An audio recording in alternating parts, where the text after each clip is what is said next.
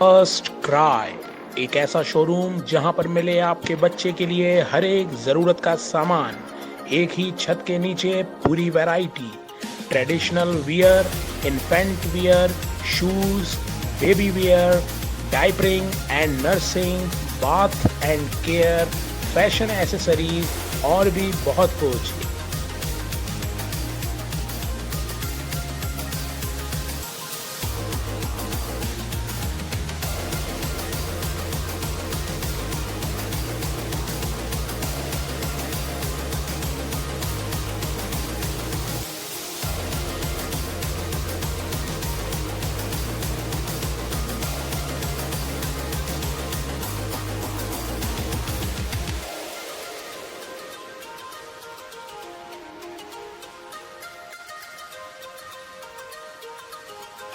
एक बार जरूर आए।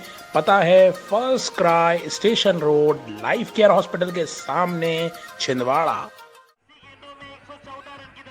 भारतीय टीम के विस्फोटक बल्लेबाज सुरेश रैना छिंदवाड़ा पहुंचे।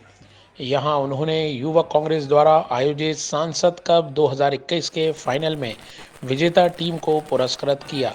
कार्यक्रम में छिंदवाड़ा के सांसद नकुलनाथ उपस्थित रहे। सुरेश रैना को लेकर युवाओं का हुजूम इतना उमड़ा कि आयोजित कार्यक्रम में व्यवस्था नहीं संभल पाई। युवाओं की होड़ सुरेश रैना के साथ फोटो खिंचवाने की नजर आई, जिसके चलते कार्यक्रम में छिंदवाड़ा जिले के विधायक ही गायब नजर आए। हालांकि मंच पर सांसद और सुरेश रैना के साथ विधायक के बैठने की व्यवस्था की गई थी, पर युवाओं का हुजूम मंच पर चढ़ गया और कार्यक्रम के आयोजक उमेश चौहान और पिंटू बैस को युवाओं से बार बार निवेदन करना पड़ा। देखें खबर। समिति के सभी सदस्यों से निवेदन है, ग्राउंड खाली कराएं।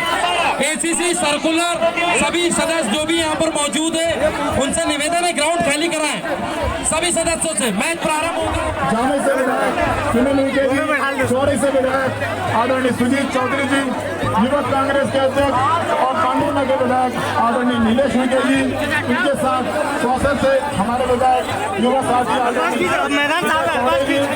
और जिला कांग्रेस कमेटी के सम्मानित अध्यक्ष आदरणीय पंडित गंगा प्रसाद तिवारी जी। एक बार फिर आप सबका इस इंदिरा गांधी क्रिकेट मैदान पर हार्दिक स्वागत करती है युवा कांग्रेस छिंदवाड़ा की आयोजन समिति। हेलो हेलो, ये माइक चलाओ।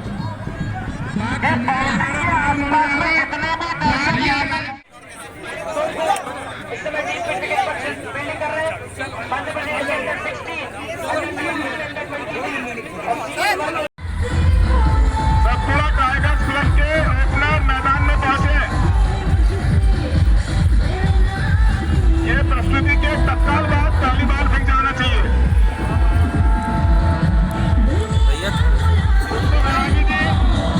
तत्काल अपनी फील्ड सेट कीजिए आप। ये असलम सर से निवेदन है कि मैदान अपन लोग खाली कर दें क्रिकेट खिलाड़ियों के लिए।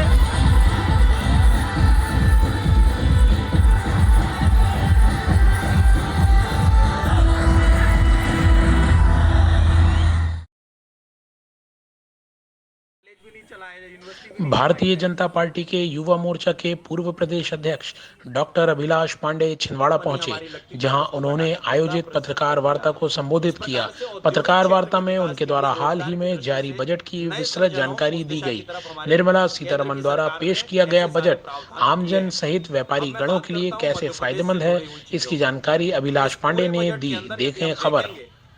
तो मध्य प्रदेश के लिए केंद्र की सरकार ने बहुत सारे ऐसे प्रावधान भी किए हैं।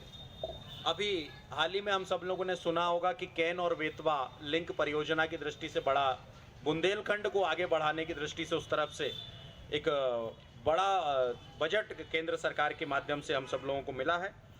मध्य प्रदेश के अंदर यदि मैं बात करूं तो 89 सड़क परियोजनाएं जिनकी लंबाई, ऐसे कृषि क्षेत्र की तरफ निवेश करने का काम इस बजट के माध्यम से हुआ है। गरीबों के कल्याण के लिए इस बजट में विशेष रूप से ये दीन और दयाल सारे लोगों को मिलाकर इस बजट के अंदर प्रावधान दिए गए हैं। इस बजट के अंदर यदि हम बात करेंगे तो पिछले बजट की तुलना में चाहे कृषि का क्षेत्र हो, शिक्षा के क्षेत्र में कुल मिलाकर 93,224 करोड़ जो पिछले शिक्षा क्षेत्र का जो बजट था उसमें 8,100 करोड़ से ज्यादा की वृद्धि कर इस बार शिक्षा क्षेत्र पर लंबाई लगभग 3,636 किलोमीटर है। इसके लिए 38,743 करोड़ रुपए की राशि मध्य प्रदेश की दृष्टि से केंद्र ने बजट के रूप में जोड़ी है। भोपाल में मेट्रो रेल प्रोजेक्ट के लिए 1,565 करोड़ रुपए की राशि दी गई है। ऐसे ही इंदौर के अंदर जिलों के अन्य मुख्यालयों के उन्नयन के लिए जो हम कहते हैं कि सरकार ने काम किया है। अनुसूचित जाति के 4 करोड़ बच्चों के लिए 6 साल में 35,219 करोड़ रुपए खर्च कर उनके उत्थान और निर्माण के लिए अनुसूचित जाति, जनजाति, सारे वर्गों का ध्यान इस बजट के अंदर आदरणीय मोदी जी की सरकार ने किया है। एक विषय और है और मुझे लगता है कि छिंदवाड़ा के अंदर इस विषय को विशेष रूप से हमको इसकी बात भी करनी चाहिए। आदिवासी बच्चों के लिए पोस्ट मैट्रिक स्कॉलरशिप जो अभी तक नहीं थी लेकिन अब लाई जा रही है, इस बजट के अंदर उसका भी प्रावधान किया गया है। कुल मिलाकर हेल्थ सेक्टर हो, चाहे अन्य प्रकार के सेक्टर हो, रेलवेज हो, मेट्रो हो, इन सारे विषयों को लेकर इस बजट के अंदर विशेष रूप से प्रावधान किए गए हैं। चूंकि ये आज़ादी की 75वीं सालगिरह है, इसीलिए 75 साल और उससे ज़्यादा उम्र के सीनियर सिटीजन्स जो हैं उनके लिए टैक्सेशन में राहत का काम देने का काम आदरणीय मोदी जी की सरकार ने किया है। ये हमारे बुजुर्गों के लिए, इसलिए उनके बारे में भी चिंतन इस बजट में आदरणीय मोदी जी की सरकार ने किया है। कुल मिलाकर हर तरह से हम पहले ही मैंने कहा कि सर्वस्पर्शी, सर्वव्यापी, हर क्षेत्र, हर वर्ग, हर समाज के लोगों के लिए इस बजट के अंदर प्रावधान है। और इस बजट के माध्यम से मुझे लगता है कि ये बजट आने वाले समय में इस देश के विकास में एक मील का पत्थर साबित होगा और हमारा देश विकास की ओर अग्रसर होगा। और देश सर्वांगीण विकास की जो परिकल्पना लेकर भारतीय जनता पार्टी की सरकारें काम करती हैं, उस दृष्टि से ये बजट बहुत फायदेमंद साबित होगा और हमारा देश निरंतर आगे बढ़ेगा। और इस विपरीत और चुनौती काल में भी ये जो बजट पेश कर देश की सरकार ने जनता के हित में जो निर्णय लिए हैं उसका हम सब लोग स्वागत भी करते हैं। और उससे स्वागत योग्य कदम के लिए आदरणीय नरेंद्र मोदी जी को, केंद्र की सरकार को, हमारे वित्त मंत्री गणों को, सभी को मैं बहुत बहुत शुभकामनाएं और बधाई देता हूं।